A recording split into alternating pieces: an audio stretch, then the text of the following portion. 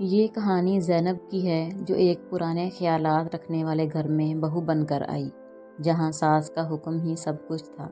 وہ سمجھتی تھی کہ صبر اور محبت سے سب جیتا جا سکتا ہے، لیکن وقت نے اسے ایک الگ ہی سبق سکھایا۔ یہ کہانی ایک عام بہو کی نہیں بلکہ ایک ایسی عورت کی ہے جس نے اپنے وقار، صبر اور عقل مندی سے ظلم کا سامنا کیا اور آخرکار خود کو اس اندھیرے سے نکالا۔ زینب ایک پڑھی لکھی، نرم مزاج اور نیک دل لڑکی تھی۔ اس کی شادی فرحان سے ہوئی، جو ایک شریف مگر کمزور شوہر تھا۔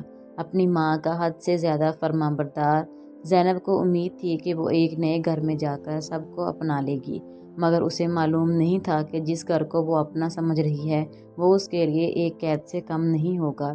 شادی کے بعد پہلا دن جیسے ہی ختم ہوا، رخسانہ بیگم جو اس گھر کی حکمران تھی، انہوں نے زینب کو اپنی نظروں میں خاص مقام نہیں دیا۔ زینب نے سوچا کہ شاید یہ سب نیا نیا ہے، وقت کے ساتھ سب ٹھیک ہو جائے گا، مگر وہ غلط تھی۔ شادی کے چند دن بعد ہی رخسانہ بیگم نے زینب کو ہر کام میں نکتہ چینی کا نشانہ بنانا شروع کر دیا۔ چائے صحیح نہیں بنی، سالن میں نمک زیادہ ہے، تمہاری ماں نے تمہیں کچھ سکھایا نہیں؟ رخسانہ بیگم کی آواز ہر روز گھر میں گونجتی۔ زینب خاموشی سے سب کچھ سہتی کہ شاید ایک دن اس کا صبر جیت جائے گا، مگر ظلم بڑھتا گیا۔ ایک دن جب زینب بیمار تھی، اس کا بخار 102 تھا، مگر رخسانہ بیگم نے کہا، بخار کوئی بہانہ نہیں، کام تو کرنا ہی پڑے گا۔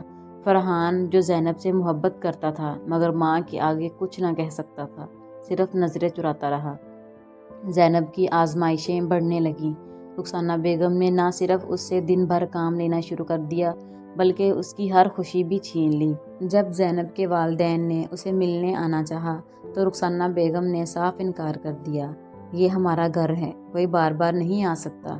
یہ جملہ زینب کے دل پر خنجر کی طرح لگا، مگر وہ چپ رہی۔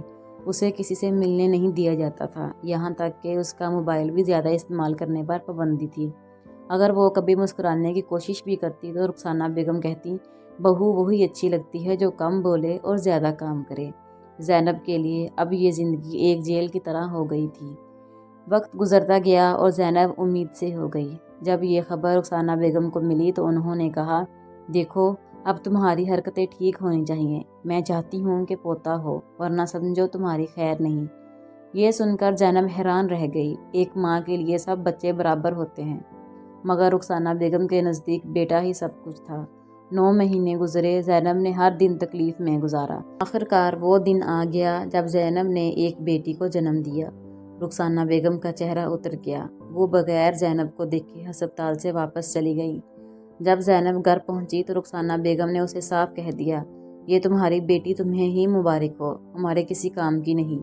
یہ وہ لمحہ تھا جب زینب نے سوچا کہ کیا وہ اپنی بیٹی کو بھی اسی ظلم میں پروان چڑھنے دے گی؟ نہیں، اب اسے کچھ کرنا تھا۔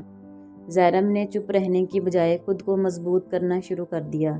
اس نے رخسانہ بیگم کی ہر بات پر خاموش رہنے کی بجائے جواب دینا شروع کر دیا۔ جب رخسانہ بیگم نے کہا، یہ لڑکی پیدا کر کے تم نے ہمارے خاندان کی ناک کٹوا دی، تو زینب نے نظریں ملا کر کہا، بیٹی کی پیدائش شرمندگی نہیں بلکہ فخر کی بات ہے، اور اگر آپ کو میری بیٹی پسند نہیں تو مجھے بھی آپ کی پسند اور ناپسند کی پرواہ نہیں۔ رخسانہ بیگم حیران رہ گئیں، کیونکہ پہلی بار کسی نے ان کے سامنے بولنے کی ہمت کی تھی۔ زینب نے فیصلہ کیا کہ وہ اب دوسروں پر انحصار نہیں کرے گی۔ اس نے سلائی کا کام شروع کیا، چھوٹے چھوٹے آرڈر لینے لگی اور جلد ہی اس کا ہاتھ مضبوط ہو گیا۔ جب رخسانہ بیگم نے طنز کیا، یہ کیا ایک نوکرانی کی طرح کام کر رہی ہو، تو زینب نے مسکرا کر کہا، نوکرانی بننے سے بہتر ہے کہ خود مختار ہوں۔ رفتہ رفتہ زینب کی کمائی بڑھنے لگی۔ وہ اپنی بیٹی کے لیے وہ سب کرنے لگی جو اس کے بس میں تھا۔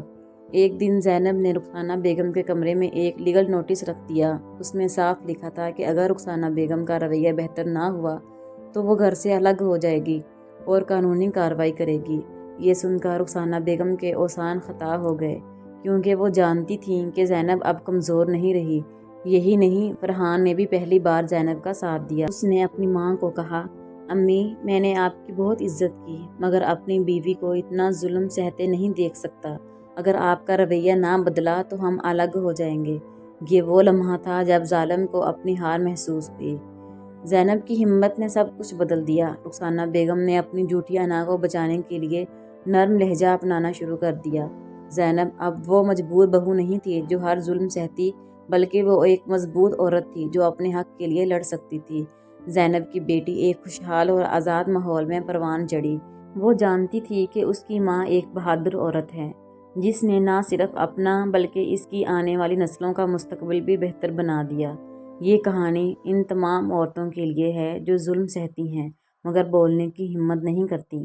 یاد رکھیں، ظلم تب تک رہتا ہے جب تک اسے سہنے والا موجود ہو۔ ایک دن اگر آپ کھڑے ہو جائیں تو ظلم کا سایہ ختم ہو سکتا ہے۔